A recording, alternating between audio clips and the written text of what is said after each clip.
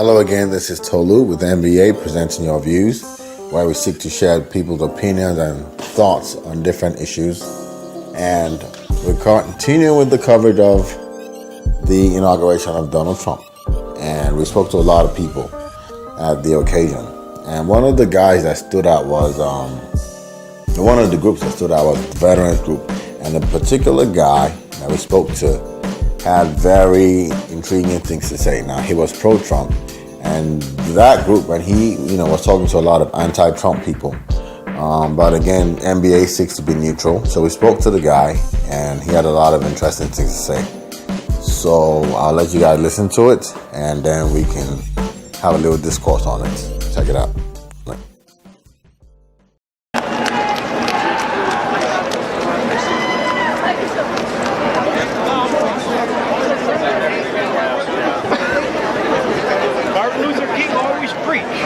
Never judge a person by the color of their skin, but by the content of their character. 100% true. Walk like a man, act honorably like a man. By God, I'll break down barriers to treat you like a man, but I ain't going to lay in the mud so you can walk across my back. We're equals. Nobody's my master, nobody's underneath nobody. It's all about dignity and respect, how you carry yourself, how you treat yourself. That's what you're going to receive. But there's no doubt the ghettos need help. No doubt at all. These young men need help. So let's go and help them out. I hope so. Do you think Trump is going to make that happen? I hope so, brother. That's my prayer. Obama didn't help. Tell me what Obama did to help the ghetto.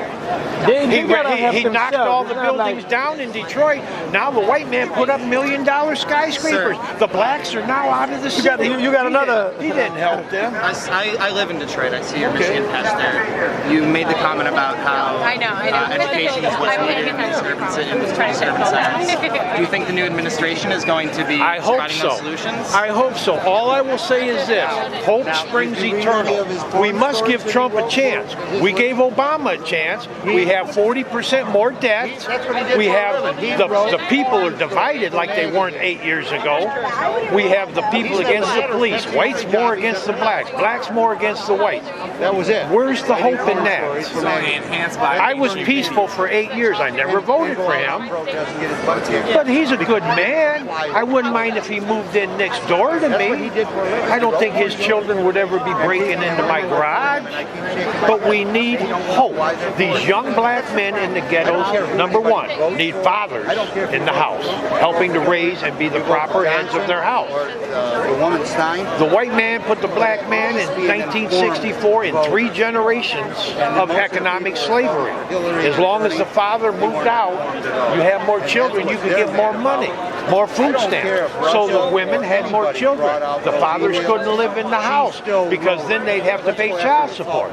Who raised the children? A woman's never going to be able to raise a man by herself.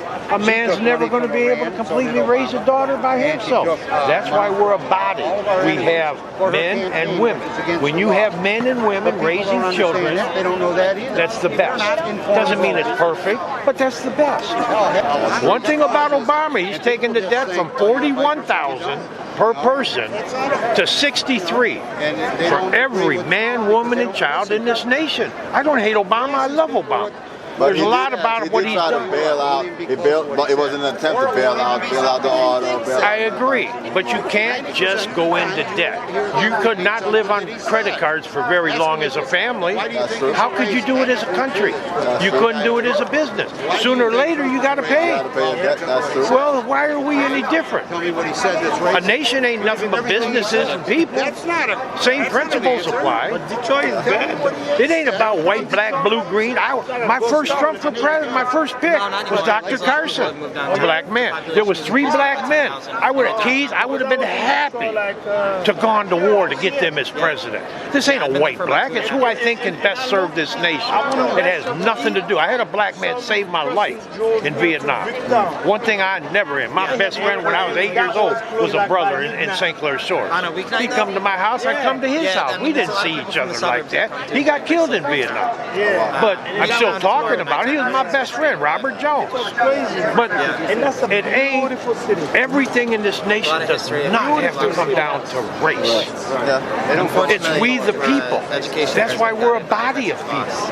When we can quit fighting each other, then we can go do something about that White House. But as long as that White House keeps me and you at each other, we ain't never going to worry about where the real problem is.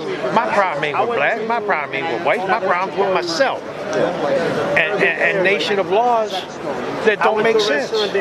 There's no arguing it ain't right. A fool would say it's right. But I can't do nothing about what somebody did 400 years ago. All I can do is be willing to honor you equally today and go forward the best we can. I can't go backwards. Or where do you stop? There's 700,000 people that surrendered. Where do you stop?